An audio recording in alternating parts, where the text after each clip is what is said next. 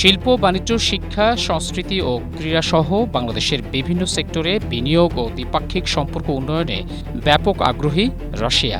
এরই অংশ হিসেবে দেশটির একটি প্রতিনিধি দল আগামী জুন মাসে ঢাকা সফরের কথা জানিয়েছে।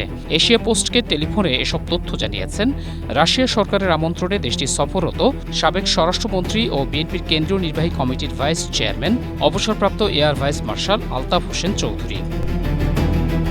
তিনি শুক্রবার রাশিয়ার মস্কোতে ফেডারেল অ্যাসেম্বলির নিম্নকক্ষ ডুমার দুজন সিনিয়র সদস্যের সঙ্গে বৈঠক করেন।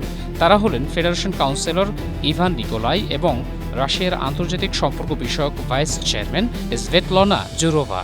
বৈঠকে দ্বিপাক্ষিক সম্পর্ক জোরদার ও পারস্পরিক সহযোগিতার নানা দিক নিয়ে আলোচনা হয়। এ সময় উপস্থিত ছিলেন রাশিয়ায় নিযুক্ত বাংলাদেশের রাষ্ট্রদূত নজরুল ইসলাম এবং দূতাবাসের প্রতিরক্ষা উপদেষ্টা এয়ার কমোডর হাসানুজ্জামান সহ অন্যরা।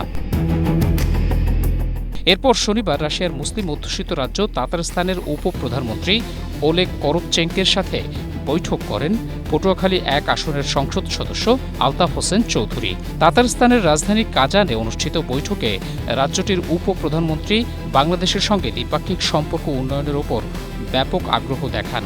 আগামী জুন মাসের দ্বিতীয় সপ্তাহে একটি উচ্চ পর্যায়ের প্রতিনিধি দল বাংলাদেশ সফরের আগ্রহ প্রকাশ করেছে বলেও জানান আলতাফ হোসেন চৌধুরী। এর আগে রাশিয়া পৌঁছলে বিমানবন্দরে তাকে স্বাগত জানান মস্কো বিএনপির নেতারা। বিএনপির প্রভাবশালী এই নেতার রাশিয়া থেকে তুরস্ক সফরে যাওয়ার কথা রয়েছে। Desk report, Asia post.